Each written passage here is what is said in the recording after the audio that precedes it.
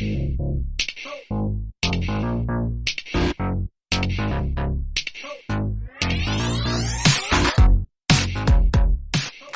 and gentlemen, welcome to the Snap Material Podcast. That's right. You're tuning in here to hear us, two middle-aged men, talk about that snazzy mobile game, Marvel Snap. And we're going to either praise or complain in our I've been grumpy playing old man way. Marvel-based card games since back when they were, physical media, okay? Physical cardboard in your hands. Overpower cards. My goodness. Great stuff.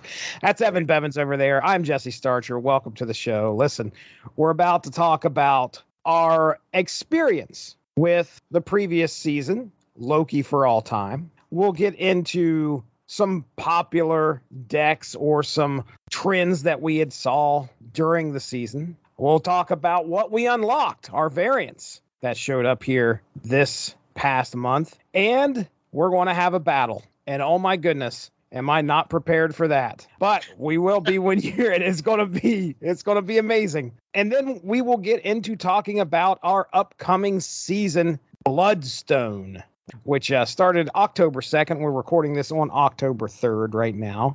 If they called it Elsa, it might draw in a different audience, Right. A lot of Disney. They may have thought about it and then just decided to let it go. Oh, there it is. So we'll talk about the upcoming season, the cards, and the locations that'll be happening in October. And then our top 5 is going to be our top 5 scariest cards. And that was... it was a bit of a challenge for me, although I came up with, I think, some pretty good ones because a lot of those cards scare me. And that's, I think, what we were shooting for. So let's go ahead. We'll talk about this past season, Loki For All Time. And if there isn't a time-centered season of Snap, that's definitely going to catch my eye. That's for sure. Our first card that dropped in the season, the one that came with the season pass, was Loki, a 3/5 on reveal. Replace your hand with cards from your opponent's starting deck, giving them -1 cost. So I didn't spend the money this season. Did you? No. Okay. I did not. I was a little tempted this season because I like Elsa Bloodstone. I mean, the character, I haven't seen the card enough to make a decision on it. Nah, I didn't do it. Okay. Well, I ran into him plenty of times. That's for sure. I can tell you I did not like having to go up against a deck that centered around Loki, which usually was Loki and the Collector. Yep. So you watched the hand get replenished, and that, of course, pumped the Collector up. And I didn't like getting beat by my own cards. That just left a really bad taste in my mouth. I would sit there and I would play, and I'd be like, oh, crap, I've got these cards in my hand, but I have a really bad feeling that he has these same cards in his hand, and he's going to be able to play them for a little bit less. I didn't like it. So how about you? Any experience with Loki over the season? I saw him all the time. I kind of feel like he's undercosted or overpowered or both. Okay. I mean, he's the same cost and 1 point more than Coulson. Right. And I think he's way better than Coulson. Yeah. Right. Although, I don't know if you ever insert sound clips on here, but the one of Coulson shooting Loki in Avengers would be great right here. Your heroes are scattered. Your floating fortress falls from the sky. Where is my disadvantage? You lack conviction. I don't think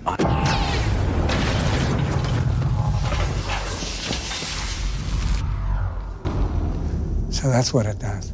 Coulson's cooler than Loki. Anyway, in the movies anyway. I was seeing him so often that I got an idea to make an anti-Loki deck. Okay. Which was just recycling a deck, an idea for a deck I had. I forget, it was one of the featured locations where, I can't remember which one it was, if it was the cloning vats, but where I knew everybody would be getting more cards. I think it was cloning vats, where everybody would be getting more cards in their hand. Mm-hmm. So I decided to hedge my bets and put Devil Dinosaur and Ronin in the same deck, and then cards to support them both. Nice. So I figured if my opponent's going to be copying my deck, then I'd have, Ronin and Devil Dinosaur, so he would have cards that would support either one of them. It didn't really work.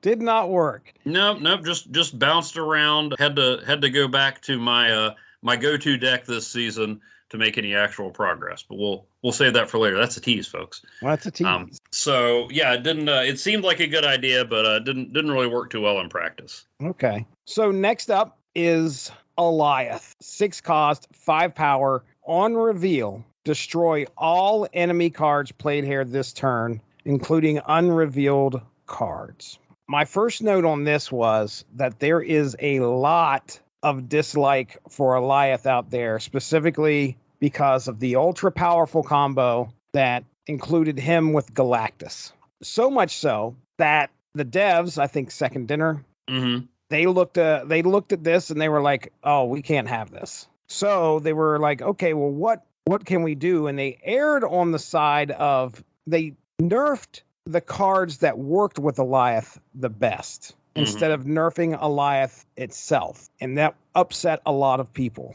especially Galactus fans, because I assume there's probably plenty of people out there that play Galactus that don't have Goliath in their deck. And now all of a sudden that deck's worthless, or at least it's really, really hurt.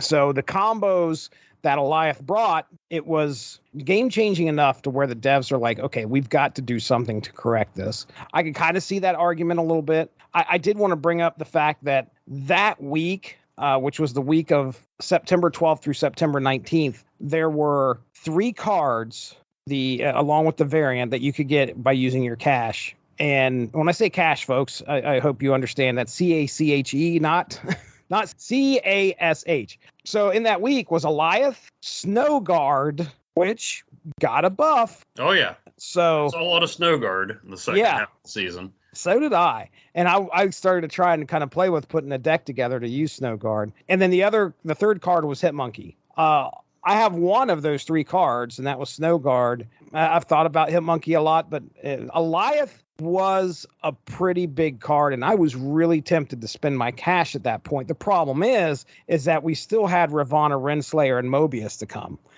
So I had to save my stuff, but I will say that I did not like playing against people with Goliath decks. I hated it. Hated it. I guess I didn't see him as much. I mean, I did get beat by Goliath a few times, and it was frustrating. I was playing a friendly game with somebody, and he had Goliath, and like just the whole rest of the time I was preparing for Goliath. In a case like that, when you know he's coming, I was thinking about like, okay, well, I should hedge my bets and play in 2 places, so you can prepare for him. My knee-jerk reactions about Goliath are, and again, I know it's based on the Loki show, and last month you reminded me that Goliath was in that. My problem is, card that good, and it's a character like even big old nerds like me had to go, wait, who is that? which is totally unrelated to the game, because you've never once heard me go, why'd they make Infinite so powerful? Yeah. Because I like Infinite. The other thing is, when you were talking about, the hate and frustration for Goliath and always too good, I'm like, oh, so you nerf the ones around him, but you know who he's still better than? The leader. Oh, that's yes. right. I'm still hanging on to this leader thing, because I think Goliath is better and more threatening than the leader. Maybe not in his original form. Maybe because if you play Goliath on the right spot, you lock down and win the game. And if you played old school original leader on the right spot, you lock down and win the game. Yes, you did. That's right. So I'm like, hey, where's this, kid gloves treatment for the leader? Right.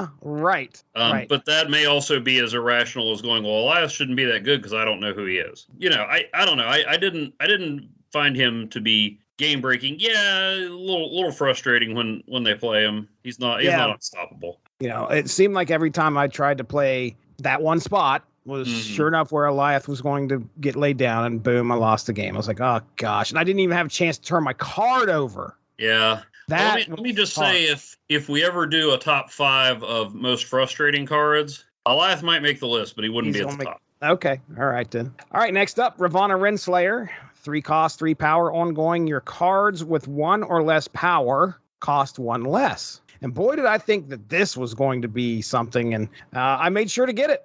Oh, yeah. Ravonna was one that I either maybe spent some spotlight caches on to get her. I dropped 4 on that spotlight cache. Did you really?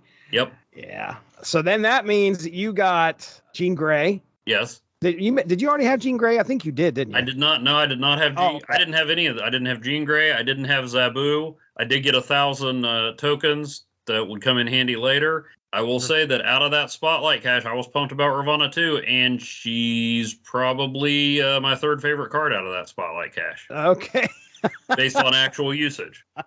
Yeah, I think I dropped all my caches, at least because I ended up with Jean Grey, Ravana, and that Zabu variant. I don't think I got a mystery variant. Maybe I did, but I got at least, I spent 3 and got Ravana at that point. Man, I didn't use her hardly at all. I thought I would. I mean, I did have a few decks and ran with those decks for a little bit, but not enough to where it made me go, okay, I can build something around this and make it successful.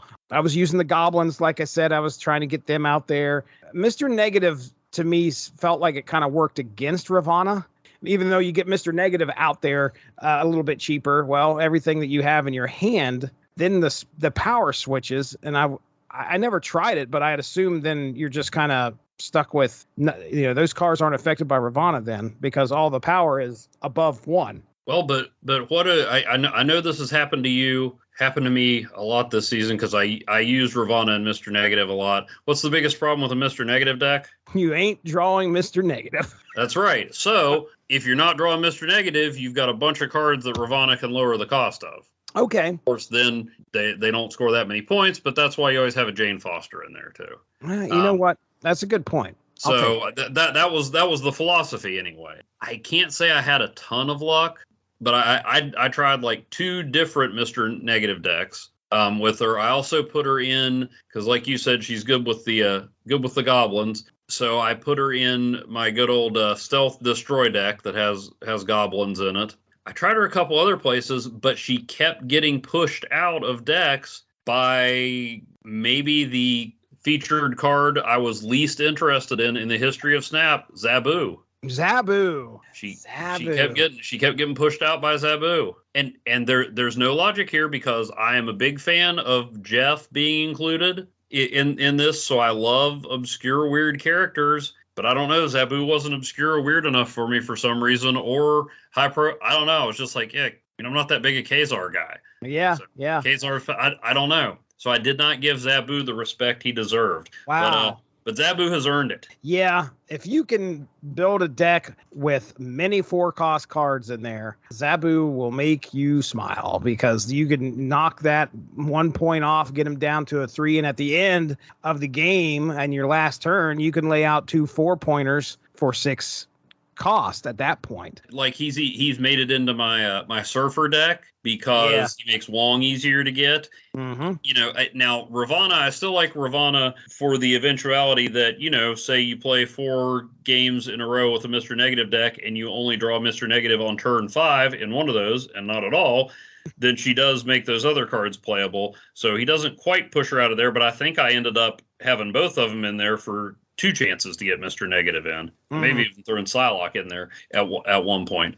But yeah, Zabu was my MVP. Nice. Very nice. All right, next up, Mobius M. Mobius, 2 cost, 3 power. Ongoing, your costs can't be increased. Your opponent's costs can be reduced. The hype for this was pretty high when we were talking about this last. Oh, yeah, that was my number last month target of the season. Right. I wanted to see the way that it would change the landscape of the game. I expected it to make me go, wow. That, my friends, is an Owen Wilson joke. So yeah, I got Mobius and Mobius, and this was one that I actually spent the 3,000 tokens on to get them, which was so nice. I mean, I'm glad that they had that in there. I think I took 2 shots at a spotlight cache, but yeah, I ended up getting spending the tokens. Did you? Yeah. Okay. My 1,000 tokens from my Ravana spotlight cache helped make that happen. So I tried a few decks with them. I couldn't find a winner. I could see where sometimes it would affect the other player, but I didn't have enough success to where I was like, okay, this is going to be something that is always in my decks, like a Sunspot or something like that. I did like the wave combo. We mentioned the wave combo, I think, the last time. You watch wave come out there and change everything to 4 cost for you, but there's nothing out there. I thought, yes, okay, I can do this. And I think I pulled off a couple of those combos, and it still wasn't enough to win me the game sometimes. So that's why I was like, oh, okay. How about you? He wasn't nearly as effective as I thought he would be. Same here. And maybe that's just because I didn't find the right way to use him. You know, sometimes it takes. We'll talk later. I had a card that took a little while to blossom. Yeah, I'm trying to think what decks I used him in. I did have him in my anti-Loki deck, which I already said was not that effective. So I did have him in there because I was like, fine, you're going to copy my cards, well, you're going to pay full price for him. Ha ha. I mean, he's worth the 3,000 cost just for the just for the potential. I mean, I can see how he can totally wreck somebody. He is not Legion. No. Legion. He's not original recipe Spider-Ham or even Spider-Ham 2.0. That's true. But now I did have somebody play him on me. I think it was just today. I'm looking and I'm like, wait a minute, I've destroyed like 4 cards. How come Death is still Mobius? Yep. Mobius. So yeah, he's useful. I'm glad I got him. But yeah, I had all these like, oh man, Mobius, he's gonna be. It's like him and Luke Cage gonna be in every deck. Him, Luke Cage, and Sunspot, and it's like, not so much. I think he had a hand in changing the metagame, especially with what you just talked about. The whole, I don't recall seeing Death very often. Mobius gets dropped out there, and now you have a brick in your hand. There's nothing that's going to happen with Death. Those costs are never going to get reduced. It's based on a comic book, so how effective should Death really be? Not very. Let's get into locations here. Not much here. Mount Vesuvius. Players can't retreat after turn 5. I didn't play a single... I don't know. I don't think I played a single game that day that it dropped. I was just like, I am not interested in getting aggravated. I don't want to be mad. I decided but you're still playing Snap. True. That's true. I didn't really have much problem with it. I mean, I played that day. I've had it pop up a few times. There were a couple times where I magicked it, although it wasn't necessarily because like, oh, I got to get rid of Mount Vesuvius. It was like, that could be the most potentially annoying location. Yeah. I'm still overusing magic. I don't blame you. I mean, sometimes I'm like, wait, this only has 6 turns. What? How am I supposed to work with that? Yeah. Next up was Time Theater. Copy the last card you drew instead of drawing your next card. These 2 locations just were not impactful whatsoever on the season, in my opinion. I mean, they may have fit thematically. Yeah, I understand, but my goodness, they were the least. When we talk about this upcoming season's location, holy cow! There's one in there where I'm like, this is going to affect the game. You talking about the return of Fogwell's Gym? Yes. Oh my goodness. So many people. It's going to be crazy. It was Time Theater. Okay. I got the card. I got a second card, which whoop-de-woo. What about you? Yeah. I mean, it depended on the card. I wish I could think of a specific example. There were 1 or 2 times where I was like, oh, cool, I got an extra one. And then other times where I was like, oh, I kind of wish I could have drawn a card. Yeah. So, I mean, that's not a bad location. The potential to affect something, but not guaranteed one way or the other. Thanks a lot for joining us. Make sure to tune in tomorrow for the next installment of Snap Material.